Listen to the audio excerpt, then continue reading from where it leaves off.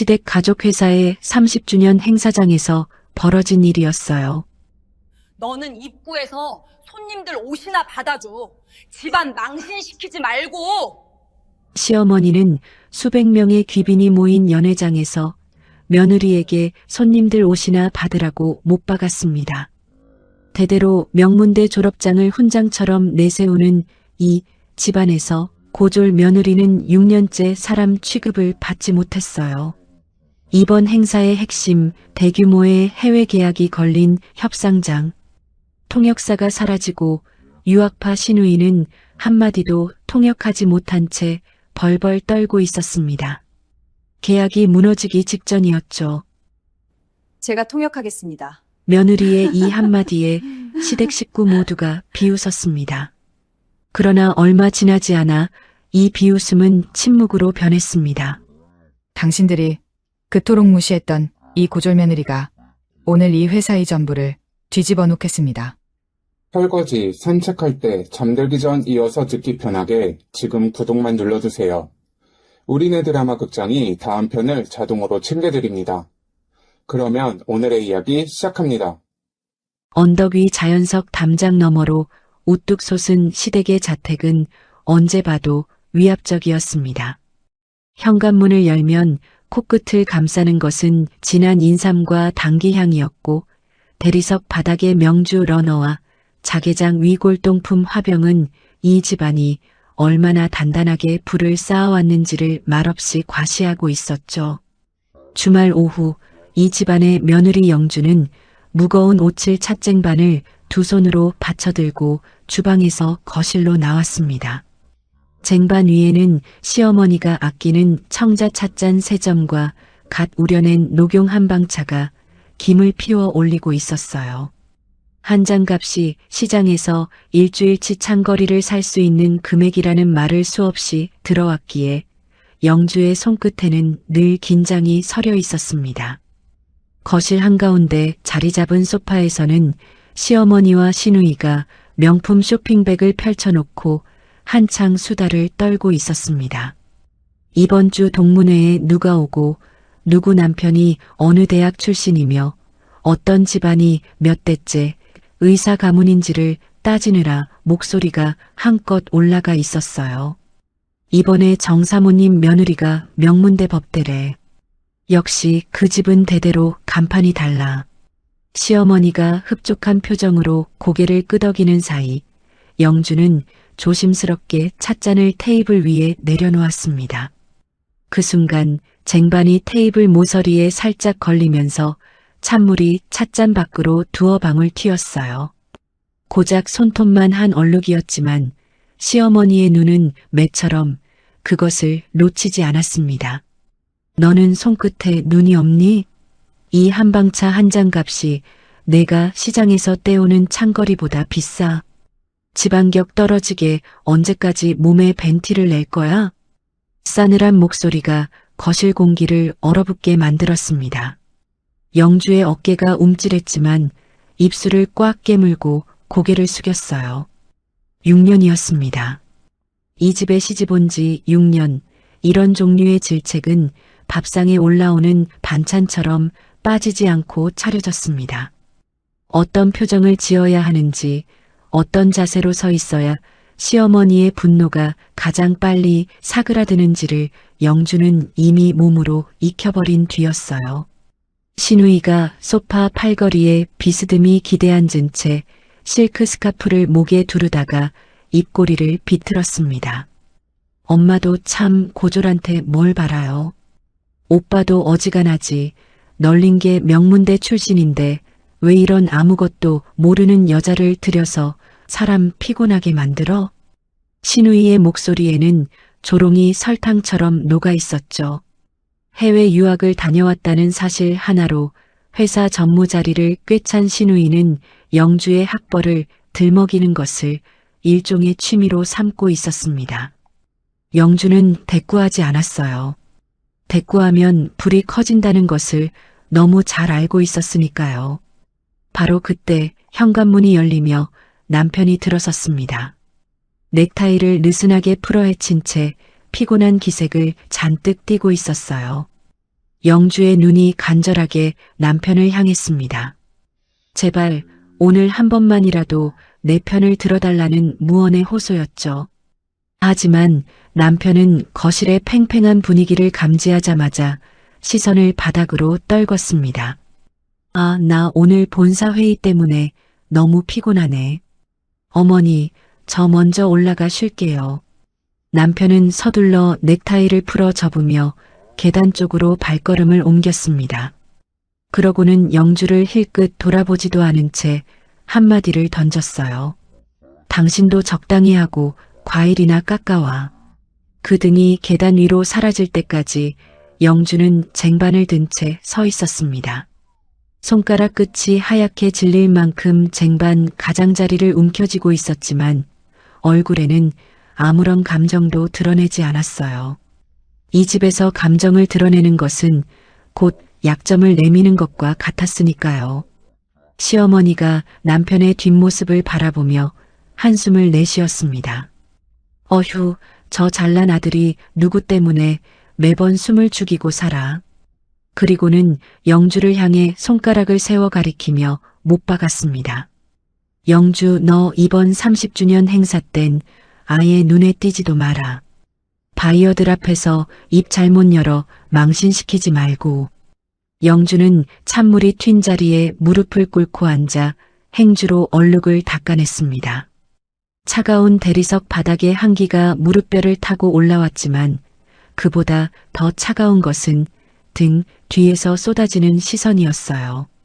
시어머니와 시누이는 이미 영주에게서 관심을 거두고 다시 자기들끼리 동문의 이야기에 빠져들었습니다. 마치 영주가 이 공간에 존재하지 않는 것처럼요. 이 집의 안주인은 시어머니였고 이 집의 공주는 시누이였으며 2층 서재에 늘 틀어박혀 가정사에는 눈길 한 번 주지 않는 시아버지가 이 집의 회장이었습니다. 그리고 영주는 이 화려한 저택 어디에도 자리를 갖지 못한 그림자였어요. 주의하겠습니다, 어머니. 다과 더 내오겠습니다. 낮게 대답한 영주가 자리에서 일어나 현관 쪽으로 물러났습니다. 손님용 슬리퍼를 가지런히 정리하며 고개를 숙인 영주의 눈가에 잠깐 물기가 어렸다가 사라졌어요. 고졸 며느리라는 딱지가 붙은 채 주방과 현관만 오가며 투명 인간으로 살아온 6년. 동생들을 지키기 위해 기꺼이 포기했던 자신의 미래가 이 사람들에게는 그저 조롱거리에 불과하다는 사실이 오늘은 유독 가슴을 짓눌렀습니다. 하지만 영주는 소리내어 울지 않았어요. 대리석 바닥에 비친 자신의 희미한 얼굴을 내려다보며 이 모욕도 결국 가족을 지켜낸 훈장이라고 속으로 수백 번 삼켜냈을 뿐이었습니다. 그날 밤 시댁의 모든 불이 꺼진 뒤에도 영주는 잠들지 못했습니다. 남편은 이불을 턱까지 끌어올린 채 벽 쪽으로 등을 돌리고 규칙적인 숨소리를 내뱉고 있었고 커튼 틈으로 스며든 달빛만이 좁은 침실을 희뿌옇게 비추고 있었어요.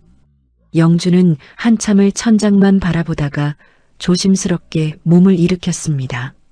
남편이 깨지 않도록 이불을 살며시 걷어낸 뒤 발끝으로 소리 없이 옷장 앞까지 다가간 영주는 서랍 가장 깊숙한 곳 겨울 이불 아래 숨겨둔 낡은 서류 상자를 꺼냈어요. 한때 아버지의 사무실에 있던 서류함이었습니다. 모서리가 짓눌리고 빛이 바랜 이 상자를 영주는 시댁에 시집온 그날부터 이 자리에 묻어두었죠. 아무도 이 상자의 존재를 몰랐고 알려고 할 사람도 없었습니다. 뚜껑을 열자 오래된 종이 특유의 퀴퀴하면서도 아련한 냄새가 코끝을 감쌌어요. 가장 위에 놓인 것은 아버지의 명함이었습니다. 작은 무역회사의 대표라는 직함 아래 빼곡하게 적힌 전화번호와 주소. 영주의 거칠어진 손끝이 코팅된 명함 위를 천천히 쓸었어요. 그 아래에는 영문으로 빼곡히 적힌 계약서, 사본 여러 장과 해외 거래처, 서신, 그리고 가장 밑바닥에 곱게 접힌 종이 한 장이 있었습니다. 명문대 경영학과 수석 합격 통지서였어요. 그 종이를 펼치는 영주의 손끝이 미세하게 떨렸습니다. 18살 세상이 온통 가능성으로 빛나던 그의 겨울에 받은 종이었죠. 집안이 기쁨으로 들썩일 줄 알았건만 그 기쁨은 단 하루도 가지 못했습니다. 아버지가 쓰러진 것은 합격 통지서가 도착한 바로 다음 날이었어요. 오랫동안 숨겨왔던 병이 더는 버틸 수 없는 지경까지 번져 있었고 어머니마저 그보다 한 해 앞서 세상을 떠난 뒤였습니다. 병실 침대 위에서 가쁜 숨을 몰아쉬던 아버지의 얼굴이 떠올랐어요. 한때 넓은 어깨로 온 가족을 품었던 그 사람이 손가락 하나 들어 올리기 힘겨워하던 모습은 아무리 세월이 흘러도 가슴 깊은 곳에 못처럼 박혀 있었습니다. 영주야, 무역은 결국 사람 마음을 읽는 거란다. 산소호흡기 너머로 겨우 흘러나오던 아버지의 목소리는 가늘었지만 또렷했어요. 계약서 한 줄, 단어 하나에 회사의 피가 말라. 끝까지 매의 눈으로 서류를 봐야 해. 그것이 아버지가 영주에게 남긴 마지막 말이었습니다. 장례식을 치르고 돌아온 빈집에서 새 여동생이 영주의 치마를 붙잡고 울었던 그 밤의 기억은 10수년이 지난 지금도 살갗을 파고들 만큼 생생했어요. 막내가 코를 훌쩍이며 올려다보던 눈이 아직도 선명하게 남아 있었습니다. 언니, 우리 이제 어떻게 해? 엄마 아빠 다 없는데 우리 고아원 가는 거야? 영주는 그 작은 손을 꼭 잡아주며 대답했어요. 목소리가 떨리지 않도록 이를 악물면서요. 울지 마. 언니가 다 할 거야. 대학 그깟 거 안 가도 돼. 우리 세 동생들, 언니가 어떻게든 다 대학 보내고 시집 보낼 거니까 넌 공부만 해. 그렇게 영주는 합격 통지서를 곱게 접어 서류 상자 밑바닥에 넣었고 그 다음 날부터 아버지가 남긴 거래처 명단을 들고 동대문 원단 시장으로 나갔습니다. 19살의 소녀가 뛰어든 곳은 새벽 4시부터 물건을 부리는 도매 골목이었어요. 창고의 컨테이너 사이를 누비며 선적 서류와 통관 절차를 몸으로 부딪혀 익혔습니다. 크레인이 쇳소리를 내며 컨테이너를 들어올리는 부두에서 바닷바람에 섞인 짠내를 맞으며 해외 거래처와 전화기를 붙들고 씨름하던 날들이었죠. 학교에서 배운 것이 아닌 생존을 위해 피와 땀으로 새겨넣은 영어와 무역 실무는 어떤 졸업장보다도 단단했습니다. 그 시간들 덕분에 세 여동생은 모두 대학을 졸업했고 각자의 삶을 꾸려가고 있었어요.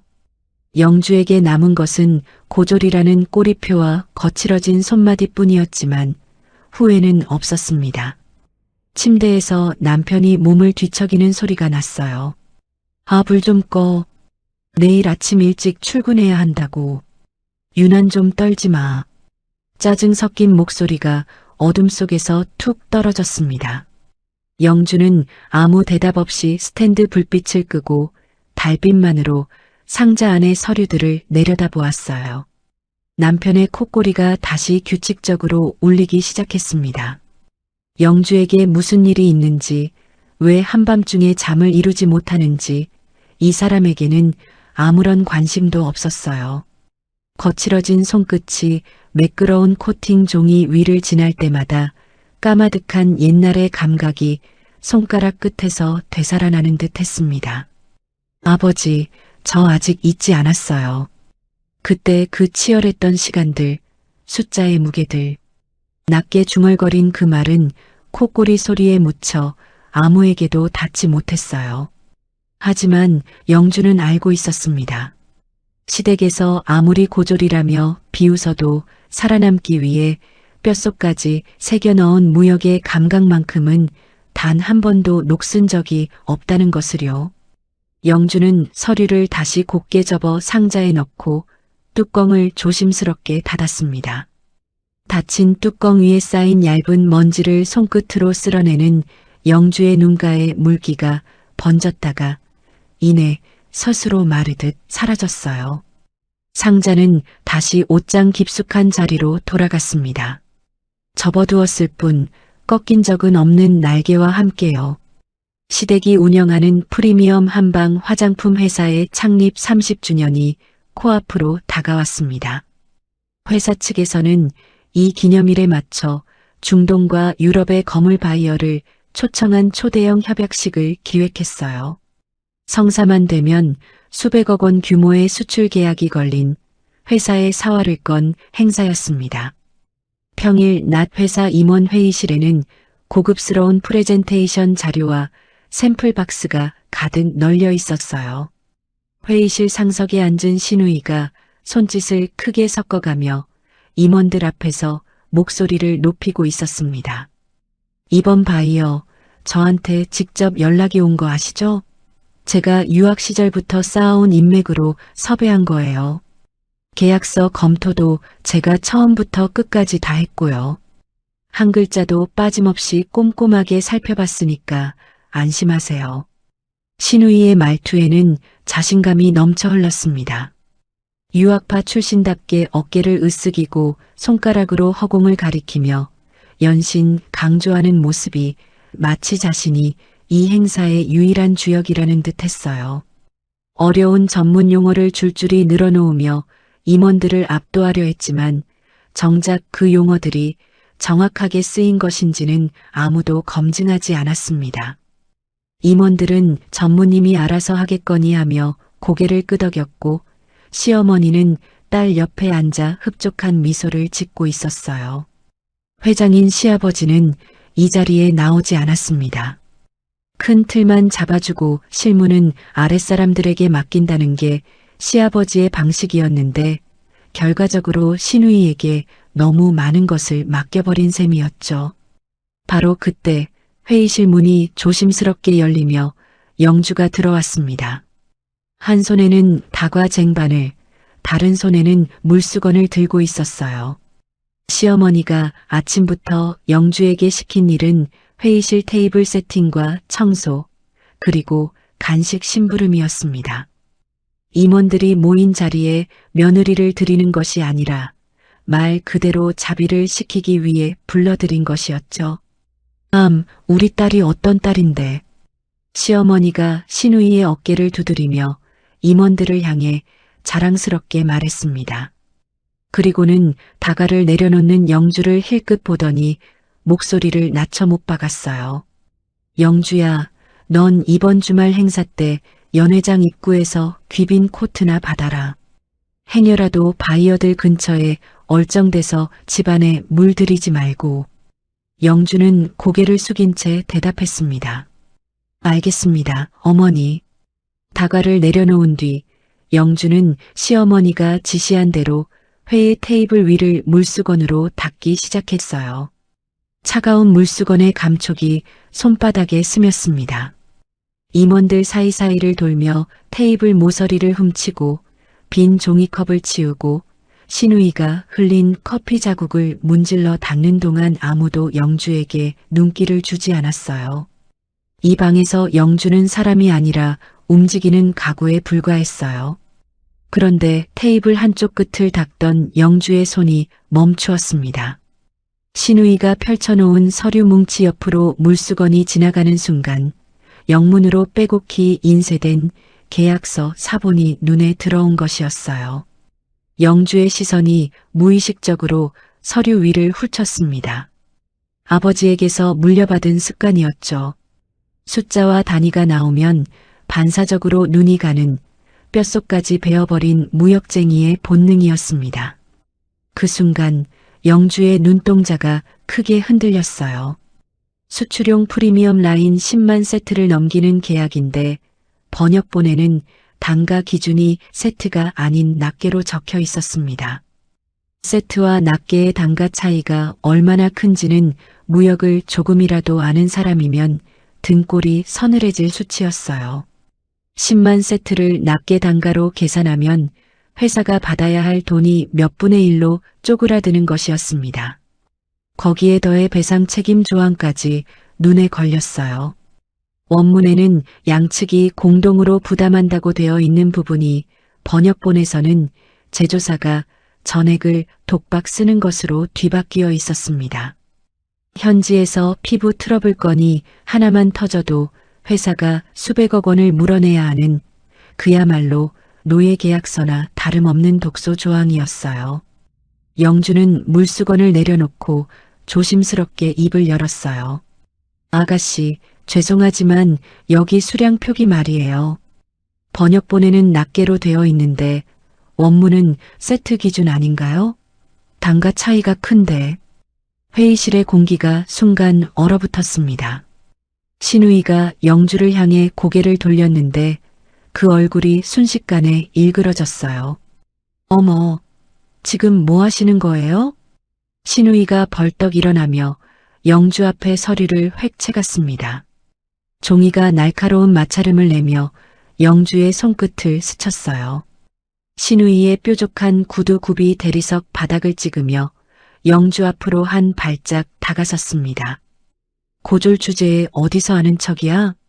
가나다도 겨우 읽는 주제에 뭘 안다고 끼어들어요? 먼지나 똑바로 닦아요. 신우이의 목소리가 회의실 전체에 울려 퍼졌습니다. 임원들이 고개를 돌려 영주를 바라보았고 시어머니는 이마에 손을 짚으며 한심하다는 표정을 지었어요. 남편이 옆에서 눈살을 찌푸리며 낮은 목소리로 쏘아붙였습니다. 여보, 쓸데없는 소리 말고 빨리 나가. 임원들 계시는데 분위기 어수선하게 뭐하는 짓이야. 영주의 입술이 바르르 떨렸습니다. 더 말하고 싶었어요. 이대로 계약서에 서명하면 회사가 어떻게 되는지, 그 독소 조항이 얼마나 위험한 것인지 소리쳐 알려주고 싶었습니다. 하지만 돌아온 것은 경멸과 비웃음뿐이었어요. 임원들의 시선이 영주의 등에 꽂혔고 시어머니는 한심하다는 듯 고개를 저었습니다. 이 방에서 영주의 말은 공기보다도 가벼운 것이었어요. 영주는 물수건을 꼭 쥔 채 고개를 숙이고 회의실을 나왔습니다. 복도에서 닫힌 회의실 문을 등지고 선 영주의 손이 미세하게 떨리고 있었어요. 물수건을 쥔 손가락 마디가 하얗게 질려 있었습니다. 저 안에서는 아무 일도 없었다는 듯 신우이의 자신만만한 목소리가 다시 울려 퍼지기 시작했어요. 자기가 만든 계약서에 어떤 폭탄이 묻혀 있는지도 모른 채 잘난 채만 늘어놓는 저 목소리가 영주의 귓가에 쓸쓸하게 맴돌았어요. 말해주려 했지만 듣지 않았습니다. 경고했지만 비웃음으로 돌아왔어요. 이제 남은 것은 지켜보는 일뿐이었습니다.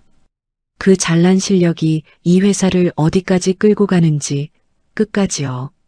30주년 협약식 당일이 밝았습니다. 특급 호텔 연회장은 이미 화려하게 세팅이 끝나 있었어요. 천장에서 쏟아지는 샹들리에 불빛이 얼음 조각 장식 위로 영롱하게 부서지고 무대 양쪽에는 회사 30년의 역사를 담은 대형 패널이 도열해 있었습니다. 입구에서부터 고급 한방 화장품 향이 은은하게 풍겼고 꽃장식 사이로 놓인 좌석표마다 금박으로 회사 로고가 찍혀 있었어요. 수백 명의 하객과 정재계 인사, 동문회 사모님들이 속속 도착하며 로비가 분주하게 돌아가고 있었죠. 그 화려한 연회장의 가장 구석진 자리에 영주가 있었습니다. 시어머니의 지시대로 입구역 클로크룸에서 귀빈들의 코트와 외투를 받아 행거에 걸고 있었어요. 번호표를 건네며 고개를 숙일 때마다 귀빈들은 영주를 호텔 직원으로 여기고 지나갔습니다. 시어머니가 원한 것이 바로 그것이었죠. 며느리의 존재가 완전히 지워지는 것, 아무도 이 여자가 이 집안 사람이라는 것을 모르게 하는 것 말이에요. 본식 시작 1시간 전이었습니다. 준비실 쪽에서 신우이의 날카로운 목소리가 복도까지 울려 퍼졌어요. 뭐라고요? 교통사고? 장난해요, 지금. 신우이가 휴대전화를 두 손으로 꽉 움켜쥔 채 소리를 질렀습니다.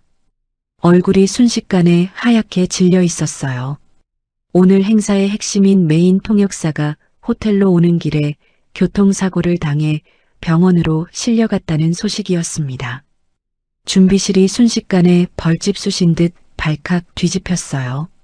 시어머니가 허둥지둥 달려왔고 남편도 안절부절 못하며 신우이 뒤에 서 있었습니다. 무전기에서는 행사 진행 스태프들의 다급한 목소리가 치직거리며 쏟아져 나왔어요. 얘, 어떡하니? 시어머니가 손톱을 물어뜯으며 신우이를 닥달했습니다. 동문회 사모들 다 불렀는데 행사 펑크나면 나 얼굴 어떻게 들고 다녀? 너가 영어 잘하니까 너가 직접 해. 신우이의 이마에서 땀이 송골송골 맺혀 번들거리기 시작했어요.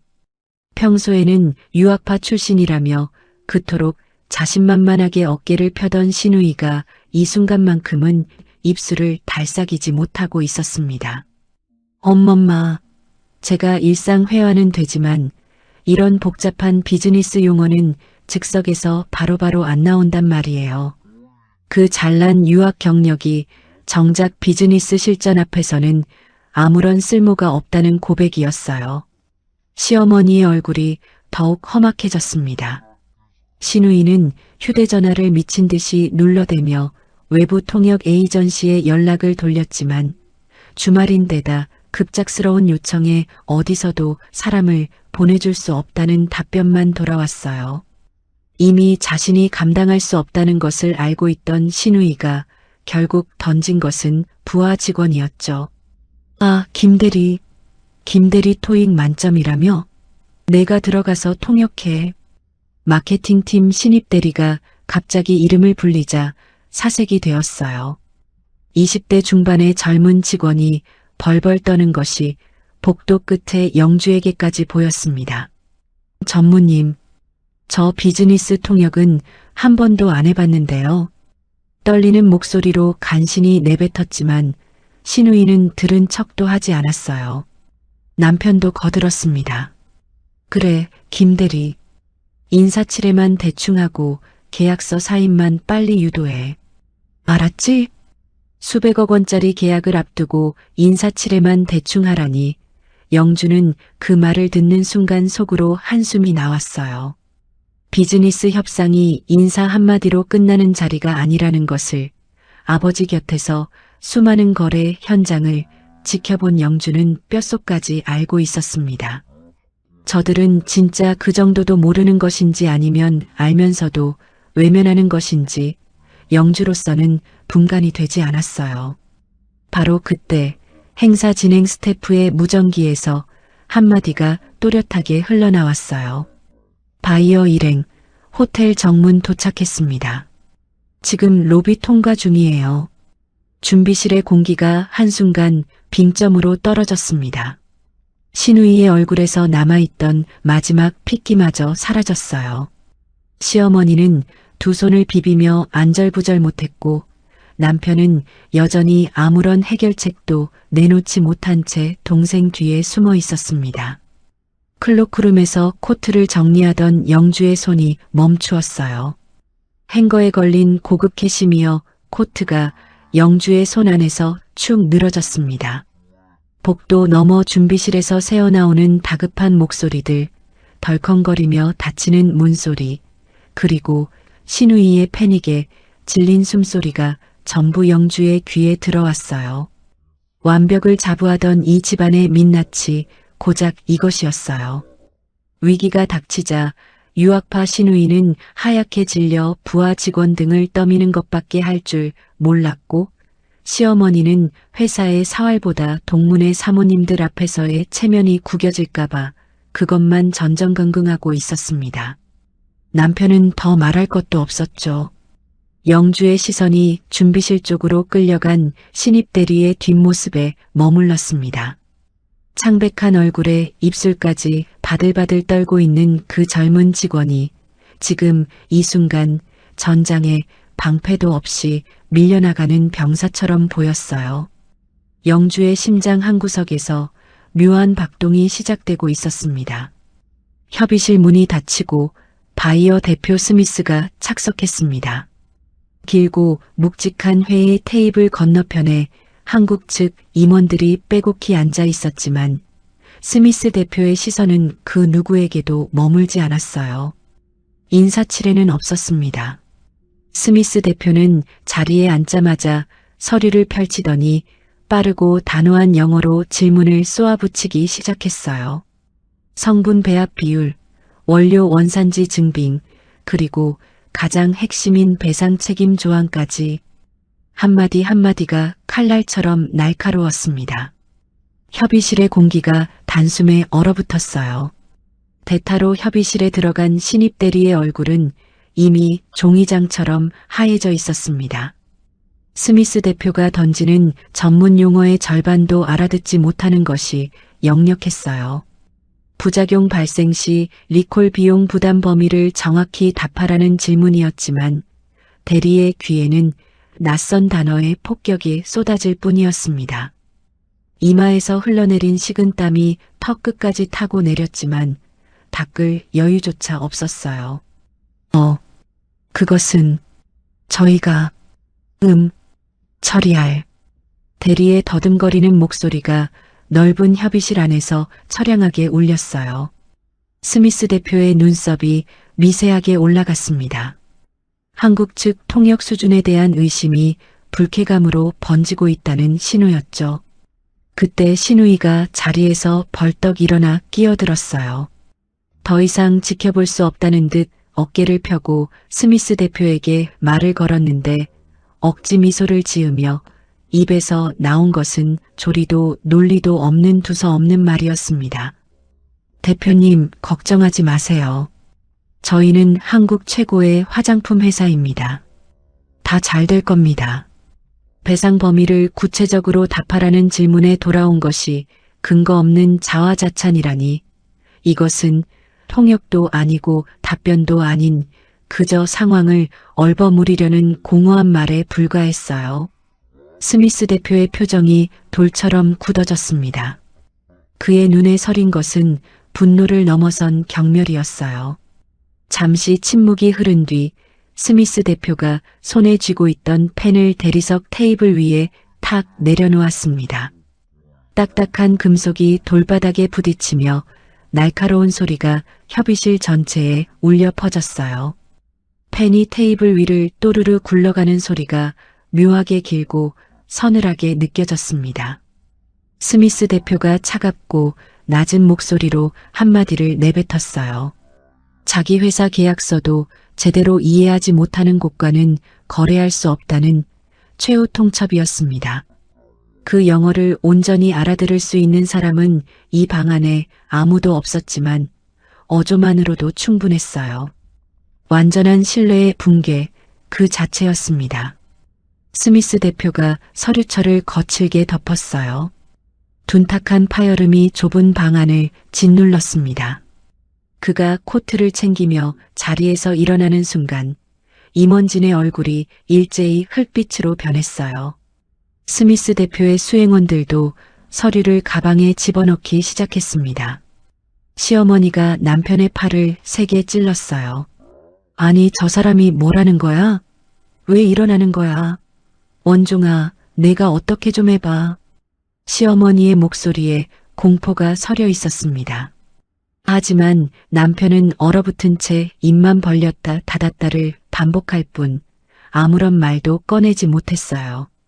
회사 임원이라는 직함이 무색하게 의자에 박혀 꼼짝도 하지 못하는 모습이었습니다.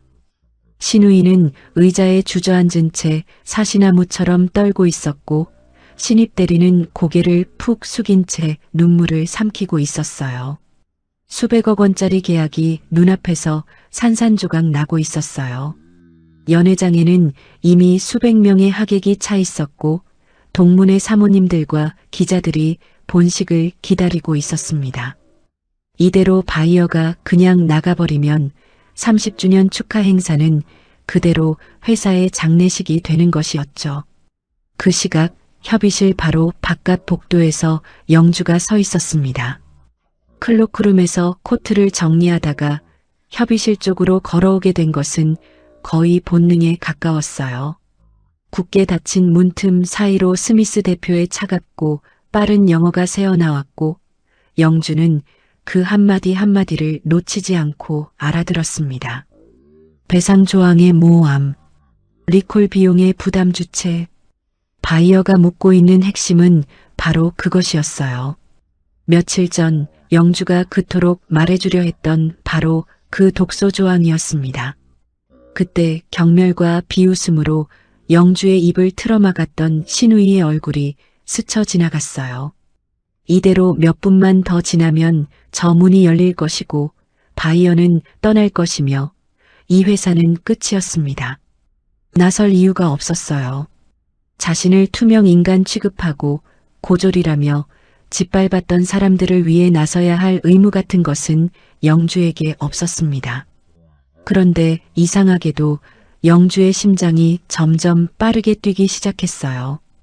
귓가에서 쿵, 쿵 울리는 박동 소리 사이로 아버지의 목소리가 아련하게 맴돌았습니다. 계약서 한 줄, 단어 하나에 회사의 피가 말라. 끝까지 매의 눈으로 서류를 봐야 해. 영주의 손이 주먹을 꽉 쥐었어요. 손톱이 손바닥에 파고들었지만 그 통증보다 가슴 안쪽에서 치밀어 오르는 무언가가 훨씬 뜨거웠습니다. 협의실 앞 복도는 숨이 막힐 듯한 정적에 잠겨 있었습니다.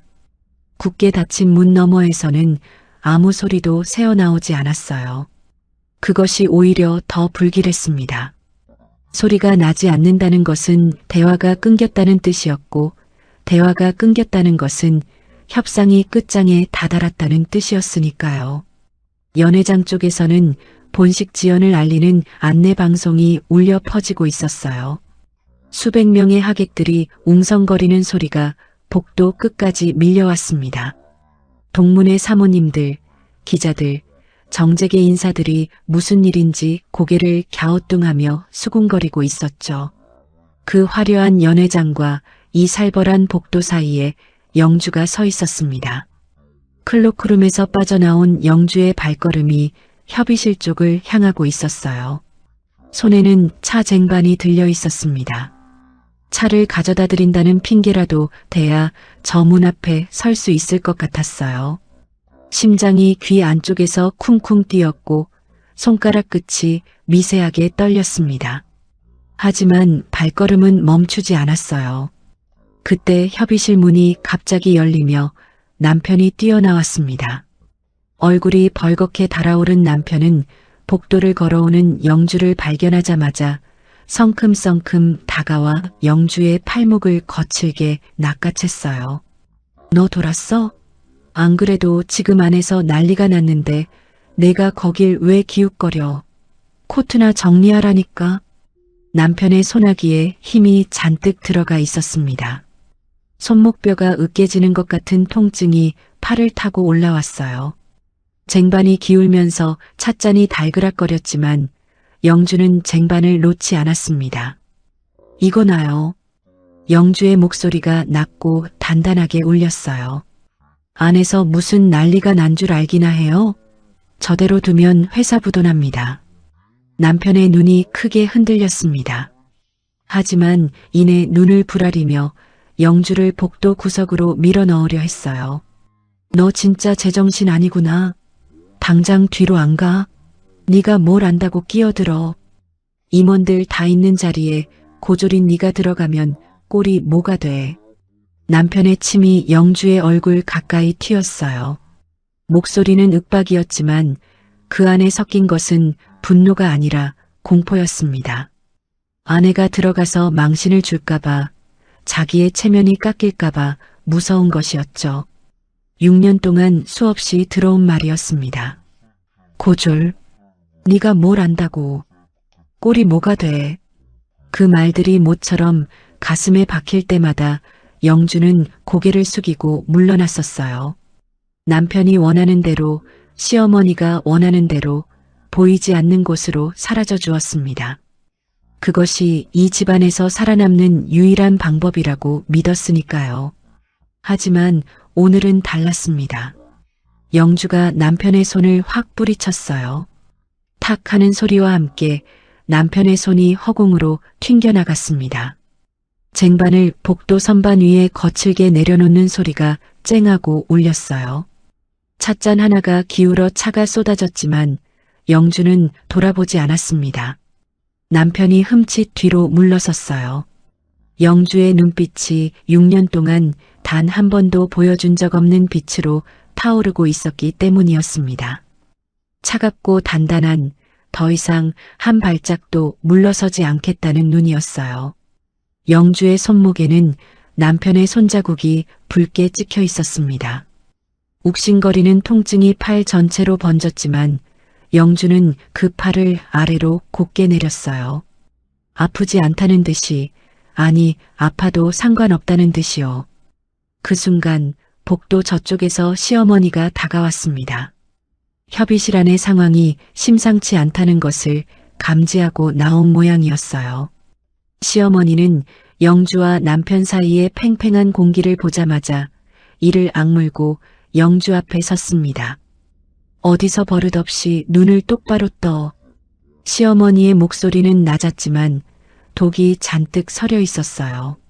네가 무식해서 상황 파악이 안 되나 본데 네가 끼어들면 집안 체면이 바닥에 처박힌다고. 무식하다. 체면이 바닥에 처박힌다. 회사가 무너지는 벼랑 끝에서도 이 사람들의 입에서 나오는 것은 오로지 체면과 학벌뿐이었습니다.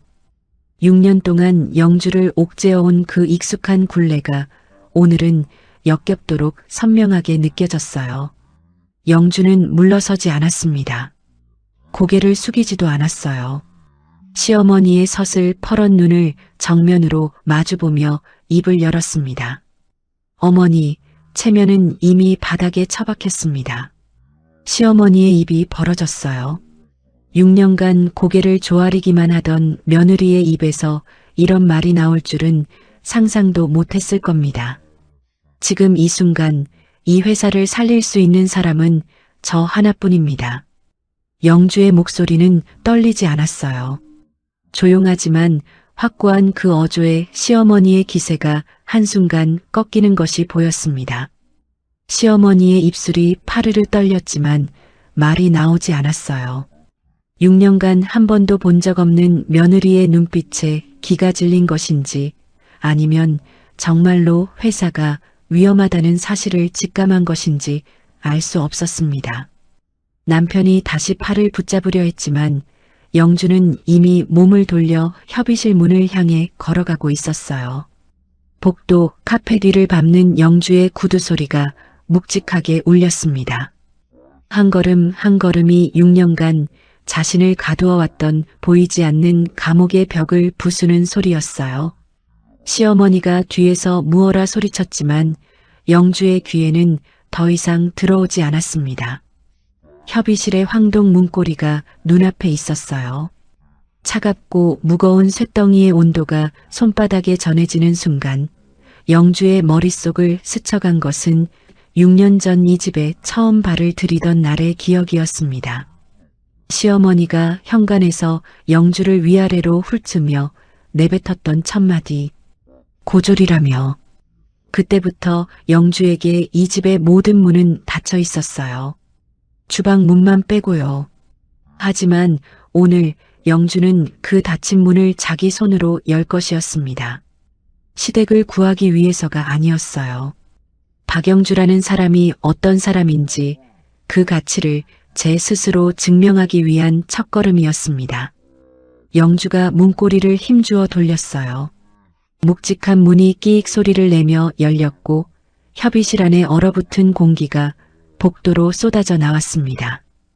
테이블 위에 덮인 서류철, 코트를 챙기다 말고 돌아보는 바이어 대표의 시선, 그리고 경악으로 굳어버린 시댁 식구들의 얼굴이 한꺼번에 영주의 눈에 들어왔어요. 영주는 문턱을 넘었습니다. 6년 동안 한 번도 넘지 못했던, 넘지 말라고 강요받아왔던 그 선을요.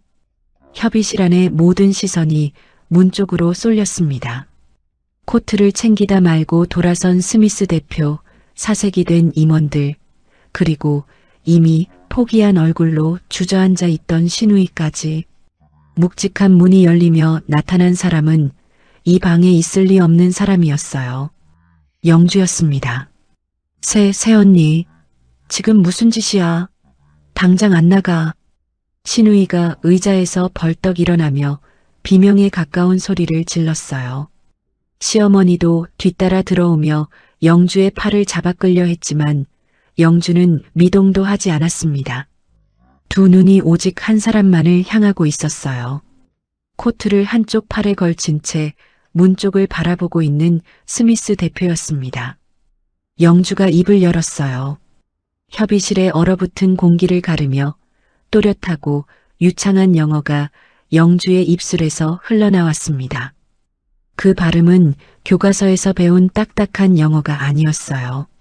항만 창고에서 새벽 도매시장에서 해외 거래처와 전화기를 붙들고 씨름하며 뼛속까지 새겨 넣은 살아있는 실전 영어였습니다. 6년의 공백이 무색할 만큼 매끄러운 그 목소리에 협의실 안의 모든 움직임이 멈추었어요. 시어머니의 입이 떡 벌어졌습니다. 신우이는 자기 귀를 의심하는 듯 눈을 크게 뜨고 영주를 바라보았어요. 6년 동안 주방에서 창거리만 다듬던 며느리의 입에서 물 흐르듯 영어가 쏟아져 나오는 광경은 이 방에 있는 시댁 식구 누구에게나 현실이 아닌 것처럼 느껴졌을 겁니다. 영주가 스미스 대표에게 전한 말의 요지는 이것이었습니다. 혼선을 드려 진심으로 사과드립니다. 배상 조항에 관하여 말씀드리자면 저희의 본래 의도는 양측이 50대 50으로 공동 부담하는 것이지 이 초안에 잘못 번역된 것처럼 저희가 100% 전액을 떠안겠다는 것이 아닙니다. 스미스 대표의 움직임이 멈추었어요. 코트를 걸친 팔이 천천히 내려왔습니다. 날카로운 눈이 영주를 위에서 아래까지 훑쳤어요. 반신반의하는 표정이었지만 방금 들은 영어의 수준이 이 방에 있던 그 어떤 사람과도 차원이 다르다는 것은 분명히 느꼈을 겁니다. 스미스 대표가 영주를 향해 질문을 던졌어요. 빠르고 단호한 어조로 배상 범위의 구체적인 상한선과 리콜 발생 시 비용 분담 비율을 정확히 제시하라는 내용이었습니다. 아까 신입 대리와 신우이가 한마디도 제대로 답하지 못했던 바로 그 질문이었어요. 영주는 한치의 망설임도 없이 답했습니다. 부작용 발생 시 리콜 비용은 양측이 50대 50으로 분담하되 원인 규명 결과 제조 과정의 과실이 입증될 경우에 한해 저희 측이 최대 70%까지 책임지는 것이 원안입니다. 현재 번역본에는 이 조건 없이 저희가 전액 부담하는 것으로 오역되어 있습니다. 단순히 영어를 잘하는 수준이 아니었어요. 무역 실무의 핵심을 꿰뚫고 있는 사람만이 할 수 있는 정확하고 논리적인 답변이었습니다. 스미스 대표의 눈빛이 변했어요. 경계에서 놀라움으로, 놀라움에서 분명한 관심으로 바뀌었습니다. 스미스 대표가 천천히 코트를 의자 등받이에 내려놓고 다시 자리에 앉았어요. 그 한 동작에 협의실의 공기가 미세하게 풀렸습니다. 수행원들도 가방에서 서류를 다시 꺼내기 시작했어요. 임원들 사이에서 안도의 한숨이 새어나왔지만 아직 안심하기에는 일렀습니다. 스미스 대표는 여전히 날카로운 눈으로 영주를 관찰하고 있었어요. 진짜 실력인지 일시적인 운인지를 가늠하는 눈빛이었습니다. 스미스 대표가 영주를 바라보며 물었어요. 마침내 비즈니스를 이해하는 사람이 나타났다며 당신이 누구냐는 질문이었습니다. 영주가 차분하게 답했어요. 박영주입니다. 이 회사의 며느리이자 오늘 이 자리의 통역을 맡게 되었습니다. 며느리. 그 단어가 나오는 순간 시어머니의 얼굴이 흑빛으로 변했습니다. 신우이는 의자 팔걸이를 두 손으로 움켜쥔 채 사시나무처럼 떨고 있었어요. 남편은 문 앞에 서서 입을 반쯤 벌린 채 아무 말도 하지 못하고 있었습니다. 불과 몇 분 전까지 고졸이라며 코트나 정리하라며 팔목을 비틀어 잡던 사람들이 지금은 꼼짝도 못하고 영주를 바라보고 있었어요. 스미스 대표가 고개를 끄덕이며 서류를 다시 펼쳤습니다. 협상이 재개되었어요. 스미스 대표가 던지는 날카로운 질문 하나하나를 영주가 막힘없이 받아쳤습니다. 성분 배합 비율의 안정성, 유통 과정에서의 품질 보증 체계, 현지 법규에 맞춘 라벨링 기준, 어느 것 하나 허투루 넘어가는 것이 없었어요. 스미스 대표가 까다롭기로 소문난 중동 시장의 할랄 인증 기준을 언급했을 때도 영주는 한치의 흔들림 없이 한방 원료의 성분 특성과 인증 절차를 조목조목 설명했습니다. 아버지와 함께 밤을 새우며 외웠던 무역 용어들이 마치 어제 쓴 것처럼 머릿속에서 폭포수처럼 쏟아져 내렸어요. 임원들의 표정이 경악에서 경탄으로 바뀌어 가고 있었어요. 고졸 며느리가 바이어 대표와 대등하게, 아니 그 이상으로 실무를 주도하고 있다는 사실을 눈앞에서 목격하면서도 믿기 어려워하는 얼굴들이었습니다. 그때 영주가 협상의 흐름을 끊고 테이블 위에 계약서를 집어들었어요. 서류가 허공에서 팔럭이며 날카로운 소리를 냈습니다. 스미스 대표님, 협상을 이어가기 전에 반드시 짚고 넘어가야 할 것이 있습니다. 영주의 목소리가 한층 낮아졌어요. 시선이 계약서의 특정 항목에 고정되었습니다. 이 계약서 수량 조항을 보시면 수출용 프리미엄 라인의 단가 기준이 세트가 아닌 낱개로 표기되어 있습니다. 원문에는 분명히 세트 단위로 되어 있는데 번역 과정에서 낱개로 둔갑한 겁니다. 10만 세트와 10만 낱개의 단가 차이가 얼마인지 이 자리에 계신 분들은 잘 아실 겁니다. 첫 번째 폭탄이었어요. 협의실이 술렁였습니다. 스미스 대표가 자기 측 원문과 한국 측 번역본을 나란히 놓고 대조하기 시작했어요. 확인하는 데채 10초도 걸리지 않았습니다. 스미스 대표의 눈이 매섭게 좁아졌어요. 수행원 한 명이 계산기를 두드리더니 스미스 대표에게 메모를 건넸습니다. 세트와 낱개의 단가 차이가 숫자로 확인되는 순간 스미스 대표의 표정이 다시 한번 굳어졌어요. 만약 이 오류를 모른 채 서명했다면 양측 모두에게 돌이킬 수 없는 피해가 발생했을 것이었습니다. 신우이의 얼굴에서 남아있던 마지막 핏기까지 싹 가셨습니다. 입술이 파르르 떨리더니 다급하게 입을 열었어요. 그건 번역업체 실수예요. 제가 검수하긴 했지만 그런 사소한 건. 사소하다고요? 영주가 신우이를 향해 고개를 돌렸습니다. 그 눈빛이 칼날처럼 서늘했어요. 그럼 이것도 사소한 건가요? 영주가 계약서의 다른 페이지를 펼쳤습니다. 배상 책임 조항이었어요. 현지에서 피부 트러블이 발생할 경우 원문에는 양측이 공동으로 비용을 분담한다고 되어 있습니다.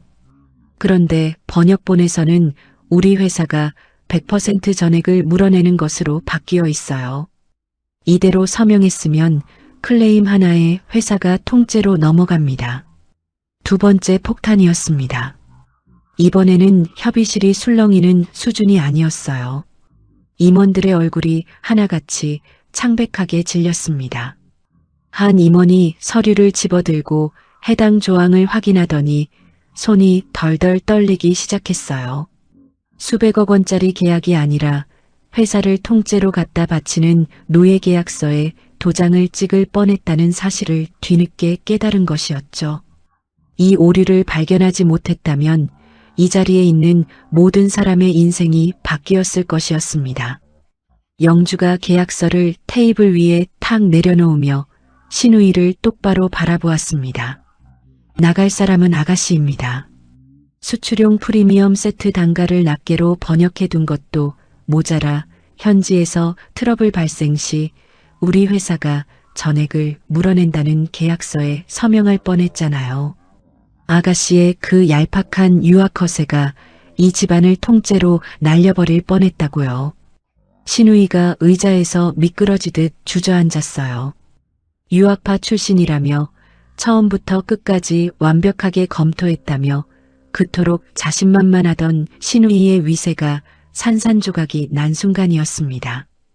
변명할 말이 남아있지 않았어요. 시어머니는 두 손으로 입을 틀어막은 채 아무 말도 하지 못했습니다. 임원들 앞에서 딸을 치켜세우며 며느리를 짓밟던 그 당당함은 온데간데 없이 사라져 있었어요. 남편은 여전히 문 앞에 서서 벽에 등을 기대고 있었는데 마치 다리에 힘이 풀린 사람처럼 보였습니다. 바로 그때 협의실 창가에서 묵직한 목소리가 울려 퍼졌어요. 그만. 단 한마디였지만 그 무게는 이 방 안의 어떤 말보다도 무거웠습니다. 평소 서재에만 틀어박혀 가정사에 관심 없던 그 사람, 시아버지였어요. 언제부터 이 자리에 있었는지 아무도 몰랐습니다. 창가 그림자 속에 묵묵히 서서 이 모든 과정을 처음부터 끝까지 지켜보고 있었던 것이었어요. 시아버지가 신우이를 향해 한마디를 내렸어요. 소혜, 넌 입 다물어. 그리고 천천히 영주에게로 시선을 옮겼습니다. 60년 넘게 사업을 해온 노장의 눈이었어요. 실력이 있는 사람과 없는 사람을 가려내는데 오래 걸리지 않는 그런 눈이었습니다. 영주야. 시아버지의 목소리는 낮았지만 무게감이 있었어요. 네가 맞다. 네가 방금 이 회사의 수백억을 살렸어. 그 한마디에 협의실의 공기가 완전히 뒤바뀌었습니다. 이 회사의 최고 권력자가 영주의 편에 섰다는 것은 지금까지의 서열이 송두리째 뒤집혔다는 선언이나 다름없었어요. 시어머니의 어깨가 축 늘어졌습니다. 남편 앞에서, 임원들 앞에서, 바이어 앞에서 고졸 며느리를 짓밟아왔던 그 당당한 어깨가 한순간에 꺾인 것이었어요. 신우이는 고개를 떨군 채 어깨를 들썩이고 있었고 남편은 눈을 질끈 감은 채 벽에 기대어 서 있었습니다. 스미스 대표가 안경을 고쳤으며 영주를 바라보았어요. 그의 입가에 처음으로 미세한 미소가 번졌습니다. 분노로 얼어붙어 있던 그 표정이 풀린 것은 이 협의실에서 마침내 믿고 거래할 수 있는 상대를 만났기 때문이었어요. 영주의 손끝이 파르르 떨렸습니다. 하지만 그것은 두려움이 아니었어요. 6년 동안 자신 안에 잠들어 있던 거대한 존재가 깨어나며 온몸을 뒤흔드는 전율이었습니다. 시어머니의 흑빛 얼굴, 사시나무 떨듯 떠는 신우이의 표정, 아무 말도 못하는 남편의 멍한 눈. 그토록 영주를 짓밟고 투명 인간 취급하던 사람들이 지금 이 순간 영주를 올려다보고 있었어요. 정작 이 회사를 지옥 구덩이에서 건져낸 사람은 당신들이 그토록 무시하던 그 고졸 며느리였습니다. 협의실에서의 폭풍이 지나간 뒤 행사 시작까지 남은 시간은 30분도 채 되지 않았습니다. 연회장 뒤편 대기실에서는 시어머니가 영주의 팔을 붙잡고 다급하게 속삭이고 있었어요. 영주야, 안에서 내가 잘한 건 알겠는데 여긴 기자들 쫙 깔렸어. 빨리 뒤로 빠져서 코트나 지켜.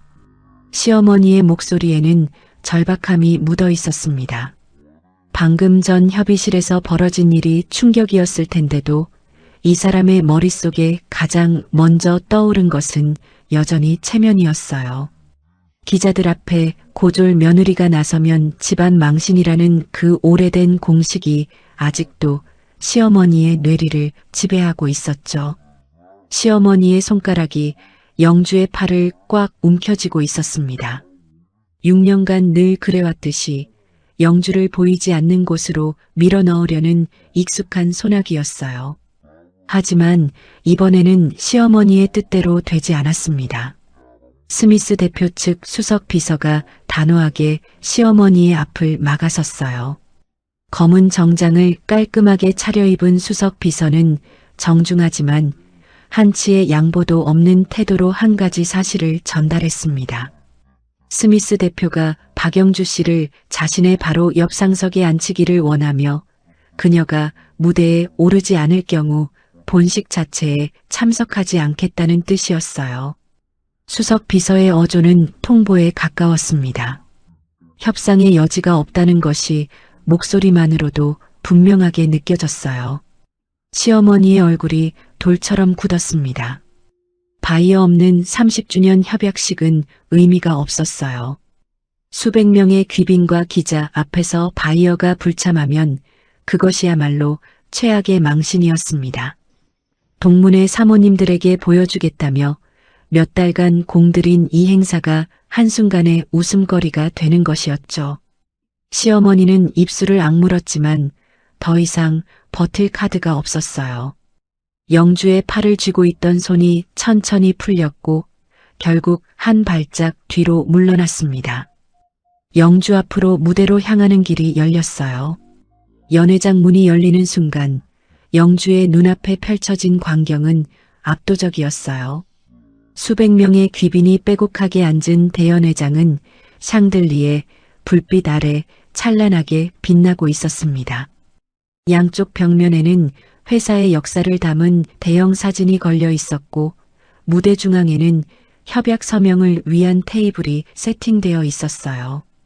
그 테이블 양쪽에 놓인 의자 중 가장 중앙, 가장 높은 자리가 오늘의 주인공석이었습니다. 화려한 꽃장식과 금박 명패가 세팅된 그 자리는 본래 신우이가 앉을 예정이었죠.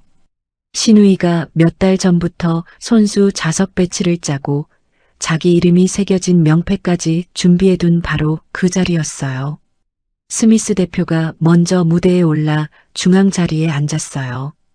그리고 자신의 바로 옆 상석을 손으로 가리키며 영주를 불렀습니다. 수백 명의 시선이 일제히 영주에게 쏠렸어요. 카메라 플래시가 터지기 시작했습니다. 영주는 잠깐 숨을 고른 뒤 단정한 걸음으로 무대 위로 올라갔어요. 구두굽이 무대 바닥을 밟을 때마다 묵직한 소리가 났고 그 소리에 맞춰 플래시가 연달아 터졌습니다. 불과 1시간 전만 해도 이 연회장의 가장 어두운 구석에서 남의 코트를 받아 행거에 걸고 있던 사람이었어요. 클로크룸 번호표를 건네며 고개를 숙이던 그 사람이 지금 이 무대의 가장 빛나는 자리에 앉아 있었습니다. 스미스 대표가 영주에게 가볍게 고개를 끄덕이며 미소를 보냈어요.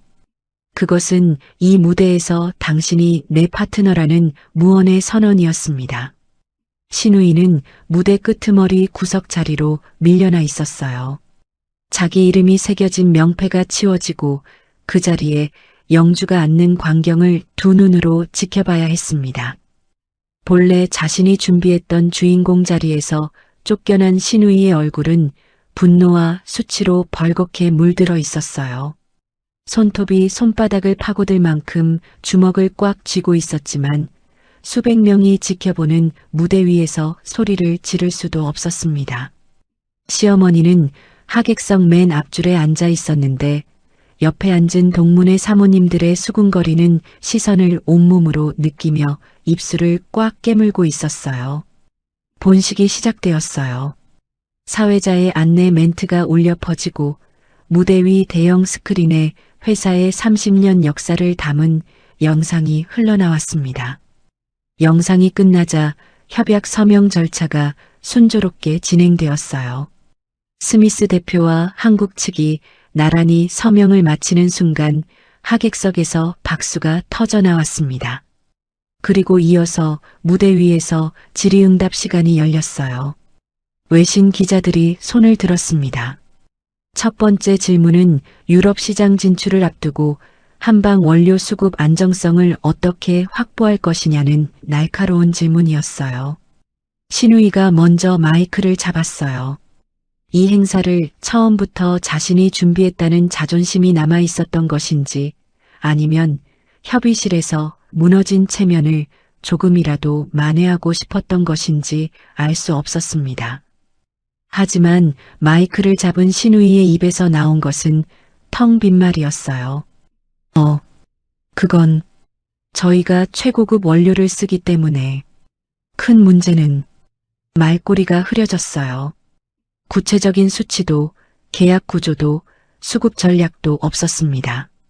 자신이 준비했다는 행사의 가장 기본적인 질문에도 답할 수 없다는 사실이 수백 명이 지켜보는 무대 위에서 적나라하게 드러나고 있었어요. 기자들의 펜이 멈추었습니다. 하객석에서 실망 섞인 웅성거림이 파도처럼 퍼져나갔고 신우이의 손에서 마이크가 미끄러지듯 내려왔어요. 스미스 대표의 표정이 다시 굳어지려는 찰나였습니다.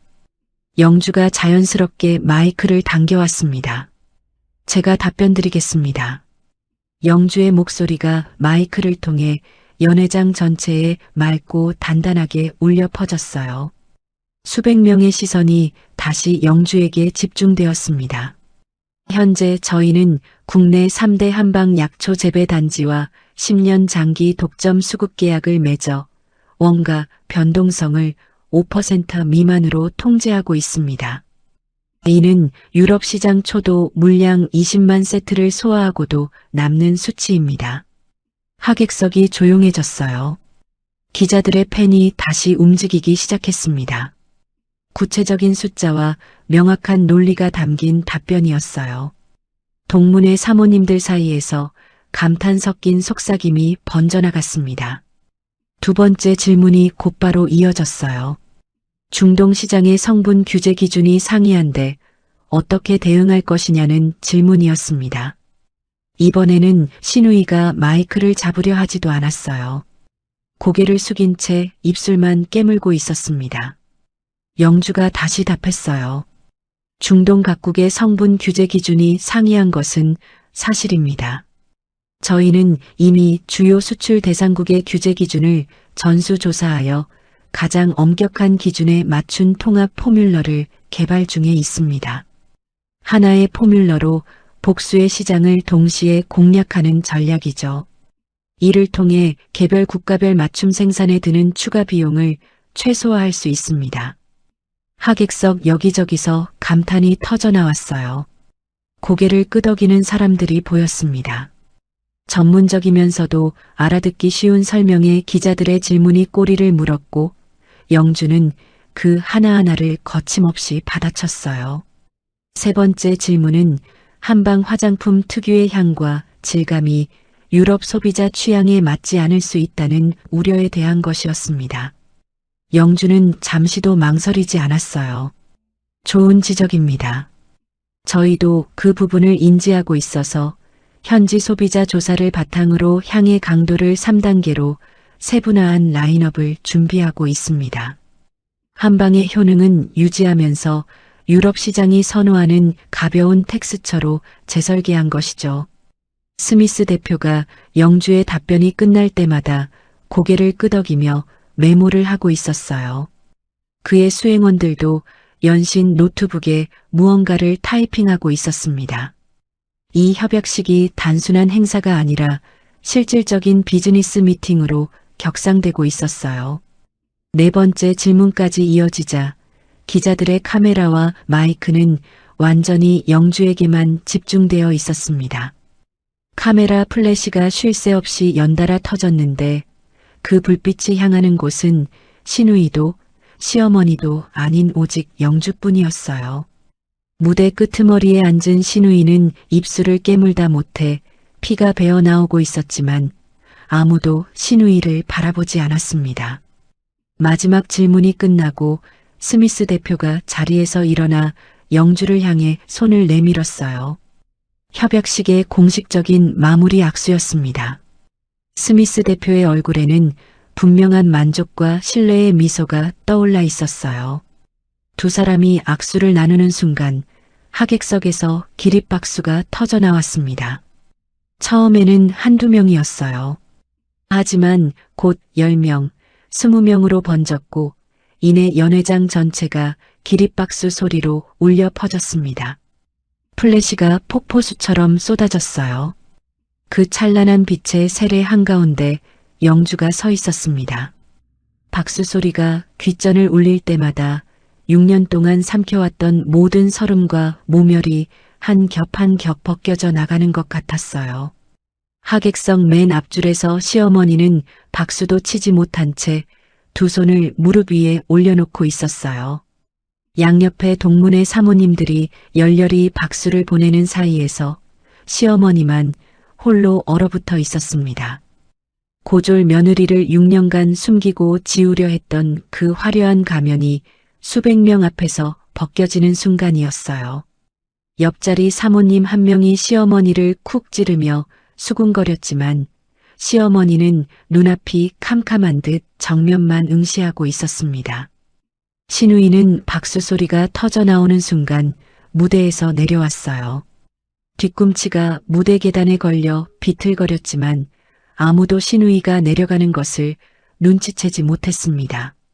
수백 개의 카메라가 영주만을 향해 플래시를 터뜨리고 있었으니까요.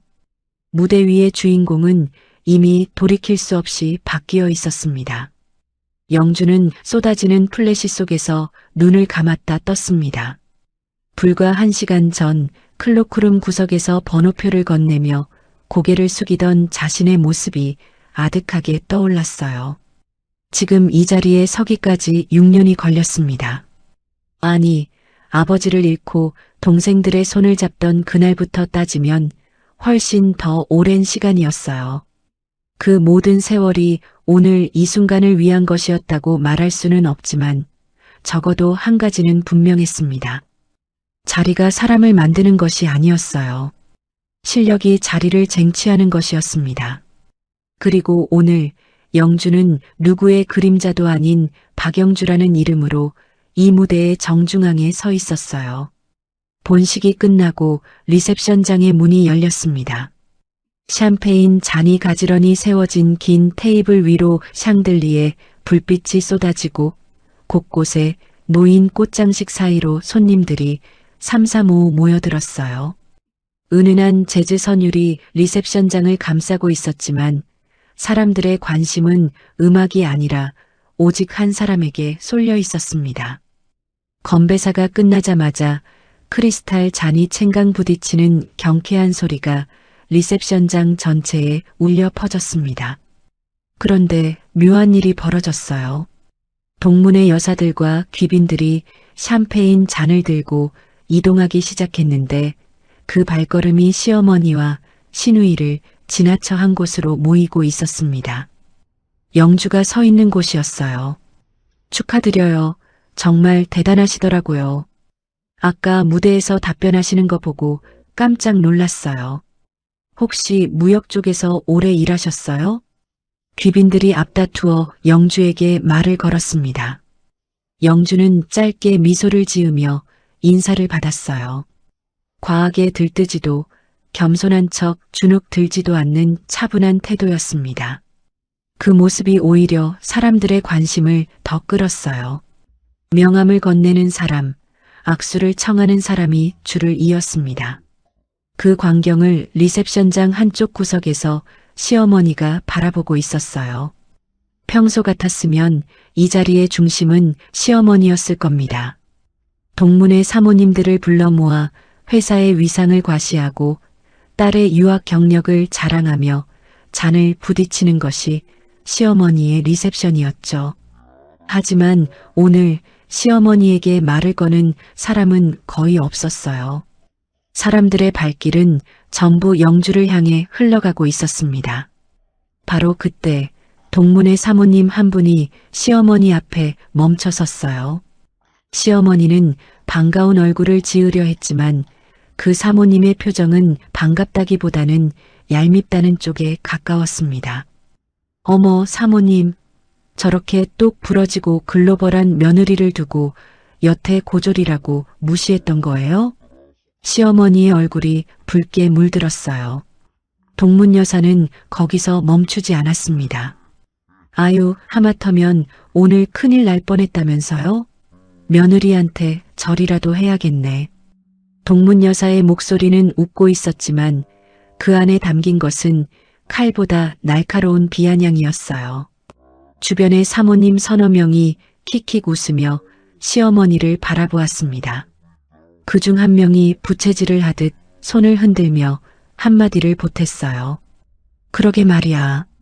저번 동문회 때 사모님이 며느리 얘기 나올 때마다 얼마나 쪽팔려 하셨는지 내가 다 알죠. 고졸이라 어디 데려가기 민망하다고 하지 않았어요? 세상에 그런 인재를 주방에 가둬놓고 있었다니. 사모님들의 웃음소리가 시어머니의 귀를 후볐습니다. 6년 동안 이 자리에서 며느리를 투명 인간 취급하고 고졸이라며 집안의 수치로 만들어왔던 시어머니의 말들이 이제 부메랑이 되어 돌아온 것이었어요.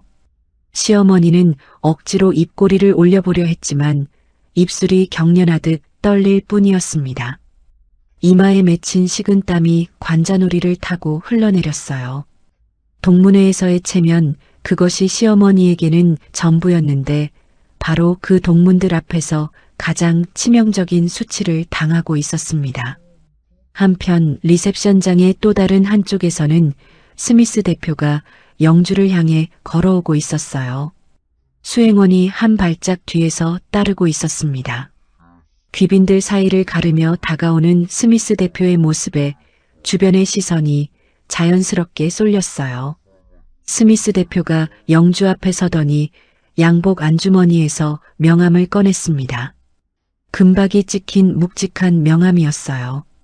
두 손으로 정중히 건네는 스미스 대표의 태도에서 이것이 단순한 명함 교환이 아니라 공식적인 파트너 지명이라는 것이 느껴졌습니다. 스미스 대표가 말했어요. 자신은 진짜 실력을 가진 사람하고만 거래한다고 앞으로 이 회사와의 모든 실무 연락은 오직 박영주 씨를 통해서만 하겠다고요. 그 말은 주변 사람들에게도 또렷하게 들렸어요. 가까이 서 있던 임원 한 명이 숨을 삼키는 소리가 났습니다. 영주가 두 손으로 명함을 받으며 가볍게 고개를 숙였어요. 거물급 해외 바이어가 이 회사의 유일한 소통 창구로 며느리를 지목한 것이었습니다. 시누이도 남편도 임원 그 누구도 아닌 바로 영주를요. 이것은 곧 이 회사의 실질적인 대외 창구가 영주로 바뀌었다는 선언과 다름없었어요. 주변에서 지켜보던 귀빈들 사이에서 감탄 섞인 웅성거림이 퍼져나갔고 몇몇 사람들은 영주에게 자신의 명함도 건네며 인사를 청했습니다. 바로 그때 남편이 어디선가 나타나 영주 옆으로 슬그머니 다가왔어요. 넥타이를 바로잡으며 어색하게 웃음을 지은 남편이 영주의 어깨에 손을 올렸습니다. 하, 수고했어 여보. 내 아내가 이 정도야. 다들 보셨죠? 마치 처음부터 영주를 응원해왔다는 듯한 태도였어요. 주변 사람들에게 자랑하듯 목소리를 높이는 남편의 얼굴에는 부끄러움이라고는 한 조각도 보이지 않았습니다. 영주의 성공에 기대어 자신의 체면을 세우려는 얄팍한 계산이 그 어색한 웃음 뒤에 훤히 비쳤어요. 영주가 어깨를 피하며 남편의 손을 쳐냈습니다. 살짝이 아니었어요. 누가 봐도 알 수 있을 만큼 단호하고 차가운 동작이었습니다. 남편의 손이 허공에서 멈추었어요. 손 치워요. 영주의 목소리가 낮고 서늘하게 울렸어요. 주변의 웅성거림이 잠시 잦아들었습니다. 아까 복도에서 제 팔 비틀면서 뒤로 꺼지라고 할 땐 언제고 이제 와서 남편 행세입니까? 역겹게. 리셉션장의 공기가 순간 멈추는 것 같았어요. 영주의 목소리는 크지 않았지만 가까이 서 있던 귀빈 서너 명의 귀에 분명히 닿았습니다. 그들의 눈이 남편과 영주 사이를 오갔어요. 남편의 웃음이 얼어붙었습니다. 어깨에서 천해진 손이 허공에 떠 있다가 천천히 내려왔어요. 아내를 막아세우며 고졸 주제에 꼴이 뭐가 되냐고 윽박지르던 것이 불과 두어 시간 전의 일이었습니다. 반박할 말이 있을 리 없었어요. 남편의 얼굴이 벌겋게 달아올랐다가 이내 창백해졌습니다. 입을 벙긋거리다가 결국 고개를 떨구고 뒤로 물러섰어요. 사람들의 시선이 따가웠지만 그보다 더 뜨거운 것은 방금 영주의 눈빛에서 읽은 차가운 경멸이었을 겁니다. 그 모습을 리셉션장 저편에서 신우이가 지켜보고 있었어요. 무대에서 내려온 뒤 구석에 서서 와인잔만 만지작거리고 있던 신우이의 얼굴은 분노와 수치로 일그러져 있었습니다. 사람들이 자기를 지나쳐 영주에게 몰려가고 자기가 준비한 행사의 주인공 자리를 영주가 차지하고 자기가 망쳐놓은 계약서를 영주가 살려낸 이 밤은 신우이에게 악몽과도 같았을 겁니다. 신우이가 손에 들고 있던 와인잔을 테이블 위에 탁 내려놓았어요. 와인이 잔 밖으로 튀어 하얀 테이블보에 붉은 얼룩이 번졌지만 닦을 생각도 하지 않았습니다. 고개를 푹 숙인 신우이의 턱이 떨리고 있었어요. 뾰족한 구두굽이 대리석 바닥을 찍으며 다급한 소리를 냈습니다. 신우이가 리셉션장 출구를 향해 거의 뛰다시피 걸어갔어요. 유학파 출신이라며 행사를 처음부터 끝까지 완벽하게 준비했다며 그토록 으스대던 사람의 마지막 모습은 사람들의 시선을 피해 도망치는 뒷모습이었습니다. 신우이가 출구 너머로 사라질 때까지 아무도 불러 세우지 않았어요.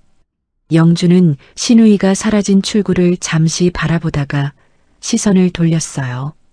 리셉션장 한쪽에 홀로 서 있는 시어머니가 눈에 들어왔습니다. 동문 여사의 비아냥을 맞고 난 뒤 아무에게도 말을 걸지 못하고 샴페인 잔만 들고 서 있는 시어머니의 모습은 6년 동안 영주가 이 집안에서 느꼈던 고립감과 묘하게 닮아 있었어요. 영주가 웨이터의 트레이에서 샴페인 한 잔을 집어들고 시어머니에게로 걸어갔습니다. 구두 소리가 대리석 바닥 위에서 또각또각 울렸어요. 시어머니의 몸이 움찔했습니다. 6년간 며느리가 자기에게 먼저 다가오는 것은 창거리를 가져올 때나 다과를 내올 때뿐이었는데 오늘 영주의 걸음에는 그런 종류의 비굴함이 한 톨도 섞여 있지 않았어요. 시어머니의 빈잔에 세 잔을 가만히 건넸습니다. 시어머니가 고개를 들어 영주를 바라보았어요. 6년간 영주를 내려다보기만 하던 그 눈이 오늘 처음으로 영주와 같은 높이에서 마주치고 있었습니다. 어머니, 제가 오늘 집안 체면을 살린 건지 짓밟은 건지 잘 모르겠네요. 영주의 목소리는 담담했습니다. 화를 내는 것도 비꼬는 것도 아니었어요. 하지만 하나는 확실하죠. 껍데기뿐인 간판은 결국 미천이 드러난다는 거. 시어머니의 손에 들린 샴페인 잔이 미세하게 흔들렸어요. 입술을 달싹이며 무언가 말하려 했지만 끝내 아무 말도 하지 못했습니다. 6년간 며느리의 입을 틀어막아 왔던 그 당당한 목소리가 오늘은 어디에서도 나오지 않았어요. 영주가 건넨 샴페인 잔을 받아든 시어머니의 손가락이 하얗게 질려 있었습니다. 영주는 더 이상의 말을 보태지 않았어요. 할 말은 충분히 했습니다. 돌아서서 리셉션장의 불빛 속으로 걸어갔어요. 크리스탈 잔이 부딪히는 소리, 귀빈들의 축하 인사, 카메라 셔터 소리. 그 모든 소리가 영주의 등 뒤에서 축제처럼 울려 퍼지고 있었습니다. 리셉션장의 공기가 이토록 달콤할 수 있다는 것을 영주는 오늘 처음 알았어요. 샴페인 잔이 부딪히는 소리보다 자존심이 산산조각 나 도망치는 신우이의 뒷모습과 동문 사모님들의 비아냥에 입을 다문 시어머니의 붉어진 얼굴이 영주에게는 오늘 밤 최고의 축배였습니다. 비겁하게 기대려던 남편의 손길을 쳐내는 순간의 쾌감은 또 어떠했는지요. 6년이었어요. 주방과 현관 사이만 오가며 투명 인간으로 살아온 시간. 고졸이라는 딱지 아래 숨죽이며 삼켜왔던 모든 모욕과 서름이 오늘 밤 이 리셉션장의 샴페인 거품처럼 환하게 터져 올랐습니다. 신우이는 도망쳤고 시어머니는 입을 다물었으며 남편은 천해진 손을 주머니에 쑤셔넣고 벽에 기대어 서 있었어요. 이 길고 어두웠던 터널 속에서 자신을 갈아넣으며 참아왔던 서름이 오늘 밤 완벽한 승리로 보상받은 것이었습니다. 슬리퍼를 정리하고 찬물을 닦고 코트를 받으며 살아온 6년의 시간이 억울하지 않느냐고 누군가 묻는다면 영주는 이렇게 답할 수 있을 것 같았어요. 억울하지 않다고. 그 시간이 있었기에 오늘의 이 순간이 더욱 찬란하게 빛나는 것이라고요. 영주는 더 이상 이 집안에서 눈치를 보며 슬리퍼를 정리하는 사람이 아니었습니다. 오늘 이 밤 영주는 오만했던 사람들의 화려한 껍데기를 하나하나 벗겨낸 가장 당당하고 빛나는 사람이었어요. 폭풍 같았던 30주년 행사가 끝나고 며칠이 지났습니다. 시댁의 공기는 완전히 뒤바뀌어 있었어요. 시어머니는 영주와 마주치면 먼저 시선을 피했습니다. 거실에서 영주의 발소리가 들리면 슬그머니 자리를 피하거나 찻잔을 들고 2층으로 올라가 버렸어요. 6년간 거실의 주인으로 군림하며 며느리를 하대하던 그 당당한 모습은 온데간데 없었습니다. 아침마다 영주에게 찬거리 심부름을 시키고 찬물이 조금만 튀어도 격 떨어진다며 비웃던 그 날카로운 목소리가 이제는 영주 앞에서 숨소리조차 죽이고 있었어요. 신우이는 행사 다음 날부터 병가를 내고 두문불출하고 있었습니다. 회사에 나오지도 전화를 받지도 않았어요. 유학파 출신이라며 임원 자리를 꿰차고 행사를 총괄하겠다며 큰소리쳤던 신우이가 이제는 자기 방에서 한 발짝도 나오지 못하고 있었습니다. 시어머니와 신우이 그 두 사람이 빠진 시댁은 이상할 만큼 조용했어요. 어느 날 밤 영주가 방에서 책을 읽고 있는데 문이 조심스럽게 열렸습니다. 남편이었어요. 평소 같으면 거칠게 문을 열고 불 끄라느니 피곤하다느니 짜증을 내던 사람이 오늘은 문 앞에 서서 한참을 망설이다가 들어왔습니다. 영주의 앞에 선 남편은 천천히 무릎을 꿇었어요. 고개를 푹 숙인 남편의 어깨가 미세하게 떨리고 있었습니다. 여보, 내가 진짜 한심한 인간이었어. 당신이 그렇게 대단한 사람인 줄도 모르고 내 편하자고 방패막이도 못 되어주고 진짜 미안해. 남편의 목소리가 갈라졌어요. 울먹이는 것 같았습니다. 6년 동안 단 한 번도 영주의 편을 들어주지 않았던 복도에서 팔목을 비틀며 뒤로 꺼지라고 윽박지르던 그 사람이 지금 무릎을 꿇고 울고 있었어요. 영주는 한동안 남편을 내려다보았습니다. 분노도 연민도 아닌 담담한 눈이었어요. 예전 같았으면 남편이 저렇게 고개를 숙이는 것만으로도 마음이 흔들렸을 겁니다. 괜찮다고, 다 있겠다고 먼저 손을 내밀었겠죠. 하지만 지금의 영주는 달랐습니다. 남편의 눈물이 진심인지 아닌지는 중요하지 않았어요. 중요한 것은 더 이상 예전으로 돌아가지 않겠다는 영주 자신의 결심이었습니다. 사과는 받을게요. 영주의 목소리는 차분하되 흔들림이 없었습니다. 하지만 예전처럼 당신 그림자로 이 집 하녀로 사는 일은 영원히 없을 거예요. 감당 못하겠으면 언제든 도장 찍어줄 테니 알아서 해요. 남편의 고개가 더 깊이 숙여졌어요.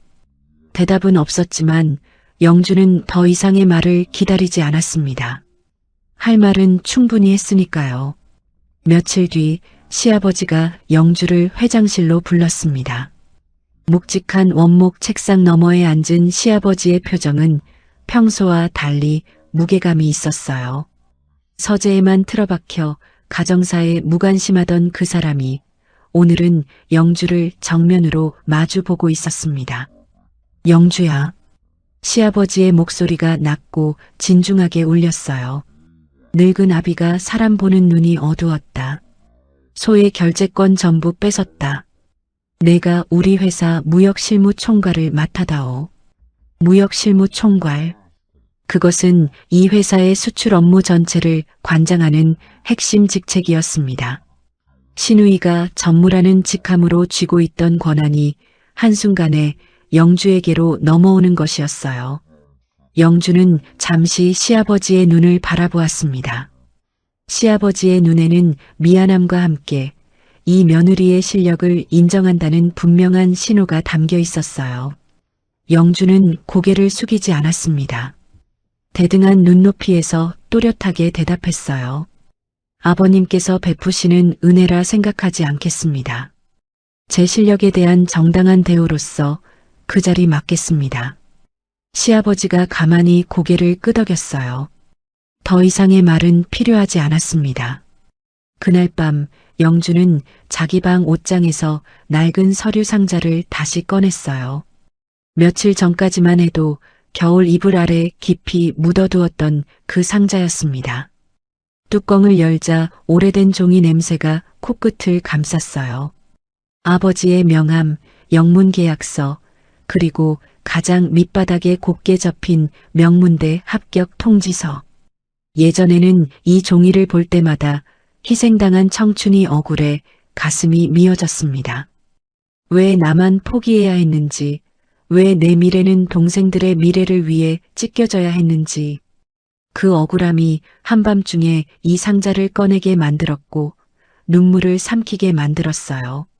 하지만 지금은 달랐습니다. 대학 간판이 영주를 설명하는 것이 아니었어요. 가족을 지키기 위해 바닥부터 뒹굴며 버텨낸 그 치열한 시간들이 진짜 박영주를 만든 것이었습니다. 동대문 새벽 시장에서 물건을 부리고 항만 창고에서 선적 서류를 붙들고 씨름하고 해외 거래처와 전화기를 놓지 않던 그날들. 그 모든 시간이 쌓이고 쌓여 오늘의 영주를 빚어낸 것이었어요. 영주는 합격 통지서를 다시 곱게 접어 상자에 넣으며 옅은 미소를 지었습니다. 더 이상 이종이가 아프지 않았어요. 바로 그때 침대 위에 놓인 휴대전화가 짧게 진동했어요. 화면을 켜니 동생들이 보낸 단체 문자가 떠 있었습니다. 언니, 우리 세 자매가 세상에서 제일 자랑스러운 사람이 누군지 알아? 바로 우리 큰언니야. 사랑해, 언니. 영주의 눈가가 뜨거워졌어요. 시어머니가 기가 죽어 눈을 내리깔고 남편이 무릎을 꿇고 시아버지가 핵심 요직을 맡긴 것보다 이 짧은 문자 한 통이 영주의 가슴을 가장 뜨겁게 채웠습니다. 동생들을 위해 접어두었던 날개가 부끄러운 것이 아니라 가장 찬란한 훈장이었다는 것을 이 아이들이 알아주고 있었어요. 영주는 휴대전화를 가슴에 잠시 안고 자리에서 일어나 거울 앞에 섰습니다. 거울 속에는 6년 전 이 집에 처음 들어오던 날에 주눅든 여자가 아닌 흔들림 없이 맑고 단단한 눈빛의 여자가 서 있었어요. 고졸이라는 꼬리표 아래 숨죽이며 살던 그 얼굴이 아니었습니다. 폭풍을 뚫고 나온 사람만이 가질 수 있는 고요하지만 강인한 빛이 눈 속에 서려 있었어요. 창밖으로 시원한 가을밤 바람이 불어왔습니다. 커튼이 가볍게 흔들렸어요. 그 바람이 영주의 볼을 스칠 때 6년간 자신을 옥죄어왔던 마지막 무게까지 가볍게 날아가는 듯 했습니다. 수고했어, 박영주. 이제 진짜 네 인생을 살아. 거울 속의 영주가 미소 지었습니다. 누구의 아내도 누구의 고졸 며느리도 아닌 세상에서 가장 당당하고 눈부신 박영주로서요. 여러분, 오늘 이야기를 끝까지 들어주셔서 감사합니다. 영주는 고졸이라는 딱지 하나 때문에 6년을 참고 또 참았습니다. 하지만 결국 영주를 빛나게 만든 건 졸업장이 아니라 가족을 위해 이 악물고 버텨온 그 시간들이었어요. 세상이 아무리 간판으로 사람을 판단해도 진짜 실력은 절대 숨겨지지 않습니다. 언젠가 반드시 드러나게 되어 있어요. 많은 시청자, 구독자 여러분에게 잠시나마 재미있는 시간이 되어드렸기를 바랍니다. 오늘 이야기가 마음에 남으셨다면 구독과 알림으로 다음 만남을 예약해두세요. 우리네 드라마 극장이 다시 찾아갑니다. 그리고 오늘 이야기를 듣고 느낀 감정과 생각을 댓글로 소통해주세요.